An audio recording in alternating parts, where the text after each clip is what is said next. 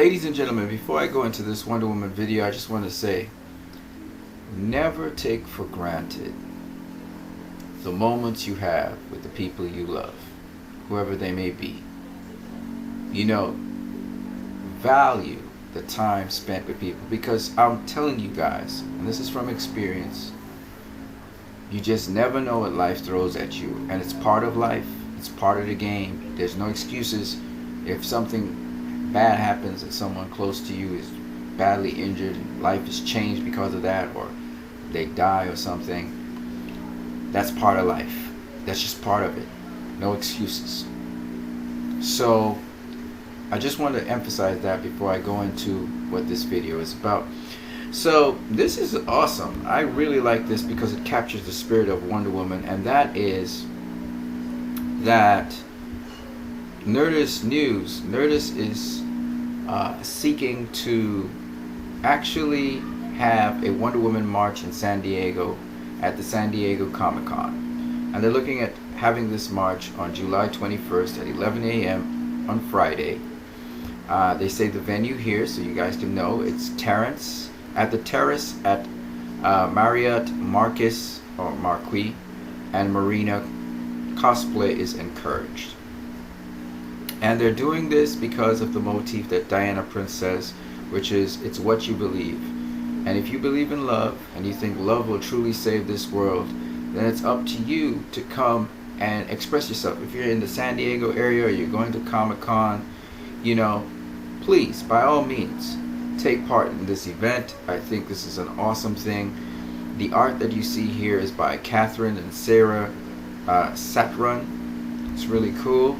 They're from sketchyduo.com. You remember I showed you this picture a while back. And I always think it's wonderful.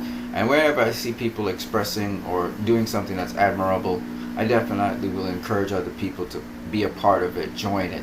Wonder Woman was a once-in-a-lifetime event. It's a part of history. And so participate in it if you can. And if you can't go to San Diego Comic-Con, why not shoot a video of yourself and of this and share it with everyone? What do you say? So that's my little 2 cents on that. I hope you guys enjoy that. And now we're going to go into the very next thing we're going to talk about here, which is the fact that we have the DCEU and it's kind of unraveled before everyone's face. A gentleman on Facebook, he was able to show all the characters from the DCEU in this particular intro of Wonder Woman, which is so awesome. So you see Superman here, you see Wonder Woman to his right, you see Batman to his left, you see Aquaman here. You notice this is Green Lantern, Hal Jordan. He's the one that's looking up into the sky. You see a red lantern here above a green lantern. Isn't that awesome? You see Nightwing matches up with Nightwing. Harley Quinn matches up with Harley Quinn. So now we know who this shadowy figure is. It's actually Swamp Thing. Isn't that cool? Then you have another Green Lantern right here. You see this big lantern. This is a world that's actually a Green Lantern. It's pretty interesting, a planet. And then we have here the Joker. You can see another Green Lantern here. You can see another Green Lantern right here. And then this gentleman here, I can't really tell you who he is. I just can't see him properly right at this point in time. Let me see if I can just move it across a little bit here. And I can't tell you who he is because it's too small. But here's another Green Lantern. Here's a Thanagarian. This is probably Hawkman. That's Hawkman right there. This is the Green Lantern right here. And you see Manta, Black Manta. He matches up there. And then we have what it looks like Lobo. It looks like Lobo. Is that Lobo? I could be Lobo. I am not too sure. And that would be him here. This would be this character right here, which looks like Scarecrow. So that's probably Scarecrow right there. Solomon Grundy. That's that guy there. Blue Beetle's up on top there. That's Blue Beetle. We have here, this is either Star Sapphire. I don't think this is Star Sapphire. It could be. There's another Star Sapphire down there. And this is Star Sapphire here. and another Star Sapphire probably up on top there. And then we have this big blue thing. I don't know what the name of it is. Okay. And let's keep it going here. We have also, let me scroll back a little bit this way. So behind Wonder Woman is Darkseid. So this is Darkseid right here. This is the Flash, which would be this gentleman here. And this would be Cyborg. This would be Cyborg right here. We have Catwoman, which would be this lady here. This looks like Deathstroke, so I think that's Deathstroke right there. Then we have here Shazam. We have Shazam, and we have Little Billy. Billy Batson, I think is his name. Above him is Supergirl, so this is Supergirl right here. This is Black Adam, which is this gentleman here. This is Hawkgirl, a Thanagarian. That's her right there. We have Black Spectre, which is this gentleman right here. We have Green Arrow, which is this gentleman right here. We have Batgirl, which is this lady here. Then we have Reverse Flash, which you partially can see. Unfortunately, the picture has kind of been looped a bit. It's all good. And then we have here, who is this? Who is this? I don't know who that is. I don't know who that is. That's this gentleman here, or lady. And then we have here Poison Ivy, who is this person right here. We have Zatanna, which is this lady here. We have the Atom, which is this gentleman here. I don't know who this is, but I know this is the Robin right here, which would be this gentleman here. Who else we got here? I don't know who that is right there, which would be this gentleman here. And then we have this guy, this dark guy. I don't know who that is. I think he's the guy that's going to have his own show on CW. Black Lightning, I think this is. This could be Black Lightning. And then this is Black Canary, and she's in the background here. That's her right there. I don't know who this is, but that's him right up there. This looks like Firestorm. I might be wrong, but that would be him right there. And then I don't know. This looks like Brainiac, which would be this gentleman right here. And then we have here Red Hood, which would be this gentleman right here. This could be Frost, Mr. Freeze, or it could be Killer Frost, but this would be the gentleman here. This is Grodd, Gorilla Grodd, which is him here, and this would be the Riddler, which would be here. Now Killer Frost, I didn't see Killer Frost also, so Killer Frost is somewhere around, I'm not too sure where, but we pretty much can almost name everybody in this lineup because, awesomely, I must say, we got all the characters in front of us. So this is really cool that someone was able to match up these DCEU characters. I would really love to know where they sourced this particularly, because this actually came from an actual comic book or something like that. So this would be awesome if we could find out how they were able to do that so they can match up the characters to see. But Jeff Johns really did a fantastic job. Of course, this is the Rebirth. These are the Rebirth characters. Oh, by the way, here's Lex Luthor. Lex Luthor's right here. The Joker's right here. I don't know if I said that. There's Martian Manhunter right here. I don't know if we said Harley Quinn's right here. You can see that's Harley Quinn. So I just really wanted to show you guys this because I thought this would be fun. There's Nightwing. Alright, I wanted to show you guys this because I thought this was awesome to see all of these characters at the intro of Wonder Woman. And of course, Wonder Woman is just before Justice League, and they were going to do Justice League justice, trust me. Oh, there's there was something circulating around as well. They were talking about Zack Snyder pulling off his Justice League titles and just having Zack Snyder's Twitter, just plain Zack Snyder Twitter. Listen. Whether Zack Snyder pulls down the Justice League stuff, it's probably because he's saying my work is done here. But suffice it to say that I want to say that I'm telling you Justice League is in good hands with Joss Whedon. And I'm telling you that Zach's vision is what you're going to see on the screen. It's not going to be rehashed and redone. Whedon's not going to reinvent the wheel. I hope that doesn't happen. If he does, then I'm just going to be disappointed, I guess, in Justice League, because I'm looking forward to a Zack Snyder film. I'm not looking forward to a Joss Whedon film. I don't want to see no Joss Whedon film. Okay, so I seriously believe that it's going to be a Joss Whedon film. I'm sorry, a Zack Snyder film, not a Joss Whedon film. Okay, and Joss Whedon is going to be very faithful. He's going to try and finish off what he needs to do. I hope he doesn't bow to whatever the execs might say to try and change the tone of the film because of Wonder Woman's success. Wonder Woman's a standalone movie. Wonder Woman's doing its thing. Stay with Zack Snyder's vision for the movie. Don't mess it up. These execs, they have a really good way of messing up things because they don't really care about movies like we do. So hopefully, I can tell Whedon's working on the film extensively, which means he's really serious about it, and he's really trying to get that finishing product, that polish on Zack Snyder's work. And I think he's going to do it. I really think Whedon and Elfman's going to pull it off. I also think that the Zack-Whedon combination is going to be something that they will want to consider and talk about for a while, because I have a feeling that Whedon and Zack have the same kind of mindset and the same kind of goals.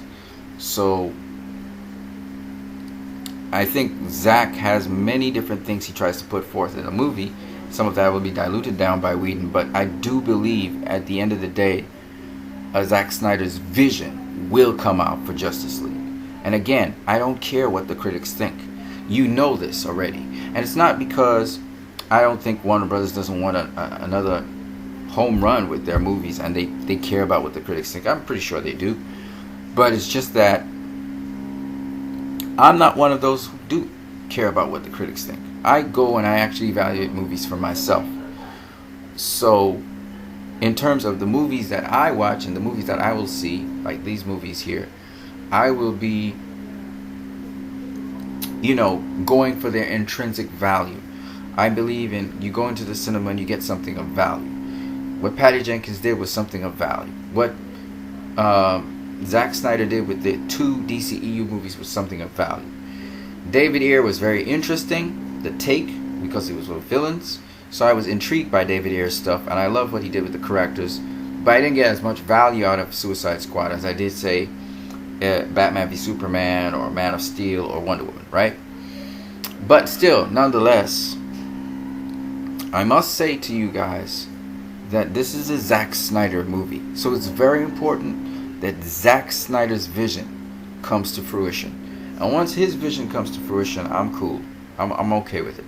But if Warner Brothers just kicks Zack Snyder to the curb and decides they're going to come up with their own idea and try and force Joss Whedon to conform to what they think is their new thing, I don't care if it's John Berg doing this to Joss Whedon. I hope they don't do that, because quite frankly, as much as the studio wants to go in a different direction maybe to Zack Snyder stuff, which I don't think they want to do, but if they are choosing to continue their universe, the last thing they want to do is screw up what Zack Snyder did. Zack Snyder got them there, and you just don't mess with a Zack Snyder movie.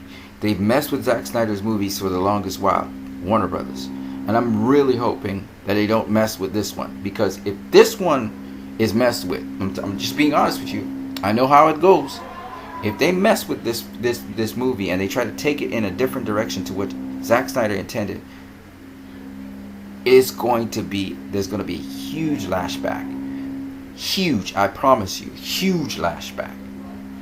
Okay? So they better know what they're doing with this Zack Snyder film, because as I said before, this ain't Marvel. Okay? This ain't Marvel. DC is DC. Warner Brothers is Warner Brothers. This ain't Marvel. Alright? So if they they say, oh, we need to lighten up the film or whatever, and they try to lighten up even more than it already is, they're going to be in serious trouble. Alright? But I just don't see Warner Brothers going down that route. I just don't see them. Especially the fact that Whedon was working with Zack on this film. I just don't see it happening. I see Whedon being sensible, polishing up what Zack does. Zack don't have to promote nothing no more. He don't have to You can hands off now, because Whedon and Elfman, they're just gonna polish it up and that's it. And it's going to be stand as a Zack Snyder film, no matter what. And it does not matter. I tell you again, I don't care what the critics think. I've been consistent in my logic. Okay? And you know I didn't care about what the critics think, because I've never told you. I've never talked about the Rotten Tomatoes score for Wonder Woman. Didn't care about it. Because I don't evaluate movies on Rotten Tomatoes scores. I don't evaluate movies based on what critics say about them. I evaluate them for myself. Right? So, I really don't care what the critics say about these movies. The DCEU, as far as I'm concerned, is critic-proof. Warner Bros. Can panic how much they want to, but I don't give a damn about the critics. I really don't. Especially since I see movies and they talk about this movie is trash, and then I go and see the movie for myself and I say, what are they talking about? This movie is not trash. Okay? When you can take a movie like The Accountant, which is groundbreaking, it's multi-genre, a multi-genre movie. It's got elements of everything in it. And you give this movie, 45% of the critics like this movie. It tells me these people are using formulas to dictate how a movie is good or not. And if it don't fit the formula, so if a movie is innovative and different and fresh, like Suicide Squad was fresh, innovative, and different, you can't class Suicide Squad. You can't class Batman v Superman. You can't class The Accountant. You can class Wonder Woman, because Wonder Woman is a predictable film with a predictable formula from A to C. You can't do it for Suicide Squad. You can't do it for Batman v Superman. You couldn't do it for The Accountant, because it wasn't your typical A to Z kind of movie with the typical beats. And it was pretty unpredictable as well. So when I see critics putting down movies which are extremely progressive, extremely advanced, got substance, they actually have something to say. When you put down those movies and talk about they're preachy or they're this or that, and that's, it's like you give someone a meal. You give them cotton candy, and you give them chocolate whole day. It tastes great. People praise it, but there's no nutrient value. You leave the cinema none the better than you came. In fact, you leave the cinema worse. And then you could have a nice meal. You know, you got some milk and cereal. You got your, your little, vitamin C from your orange juice. You got your, rice and peas and piece of fish. Healthy. Eating a whole set of vegetables with that. Really healthy. Got some sweet potato. But you're not eating too much. Just enough. And that is nutritive. But it don't taste as nice as cotton candy and chocolate. All those things. It don't taste that good. But it's good for you. See what I'm saying? And that's what I see you're getting. You're getting movies that people who are mature and adult, they can sit back, relax, chill, and take in a movie that makes sense. It's not a hee-hee-ha-ha movie. It's not a comedy. It ain't gotta be a comedy. Superhero films don't have to be comedies. They don't have to have even an inch of slapstick humor. But they need to have you think a bit. But you relax at the same time while you're thinking and being entertained. And I'm saying a substantial portion of the population, which is why Batman v Superman even did that well. It's because a portion of the population was dying for these kinds of movies. Conscious movies. But we got a bunch of idiots, man. I heard one guy, when I was starting to talk about Batman v Superman, he said, oh, all of that, it's just being pretentious. The movie's just being pretentious. I looked at this stupid idiot, man. You know when you're meeting up idiots, man. You know when you're meeting stupid people. So I say, oh, it's being pretentious, huh? What's being pretentious? Well, what made it pretentious? Dummy couldn't say what it was. Dummy just echoed sentiments that he heard a critic on Rotten Tomatoes say. Dummy don't know what he's talking about. He doesn't even know the definition of pretentious. See, this is the kind of people we got to deal with. Jackasses. They bray, but they don't really process. They have done no thinking. They just reflect another man's thoughts. And guess what? That man who said it was pretentious didn't get the movie.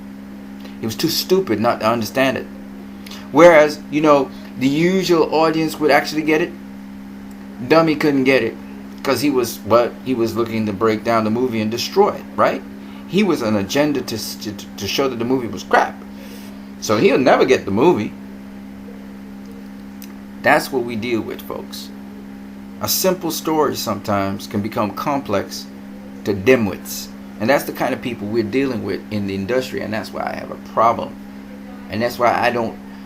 If I go on and watch a critic's assessment of a movie, I want to see if you first of all can tell me what the story of the movie is. I heard a dummy say about Transformers, different people, it had a different storyline for different people. No, dummy. Transformers The Last Night had one storyline. It was real simple. Right? It was real simple. It's a simple storyline. And it's just amazing to me how people can say all kinds of stupid things because they feel that art is subjective. So therefore, they can have their opinions on things which are factual. Like the story of Transformers. The story of Transformers is not based on opinion. This is the stupid thing about it. A film gives you a story. It's not subject to opinion. It's not a story that can change with your opinion of what you think the story was. No, it doesn't work like that. It's like someone telling you a story, a bedtime story. And you go and you tell a completely different story to what the person told you and said that was the story the person told you. It wasn't subject to opinion, folks. Oh, it was my opinion. In my opinion, that's how the story went. No, that's not how the story went, though. See, these are factual things. These are not things subject to opinion. Now, if you tell me what you thought of the story, that's your opinion. Doesn't have to be based on any fact. But the story itself is not based on opinion. And these are the kinds of things you have to deal with. These are the kinds of people you have to deal with. And then they come back to you and they say, well, art is based on opinion and these movies are based on my opinion.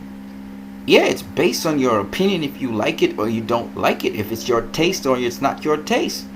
That's subject to opinion. But the actual facts of the story are not subject to opinion.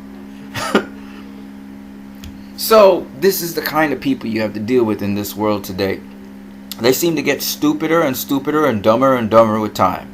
And you have to dumb down everything for them so they can understand. That's the world we live in, apparently. But anyway, I hope you guys enjoyed that. You guys have a great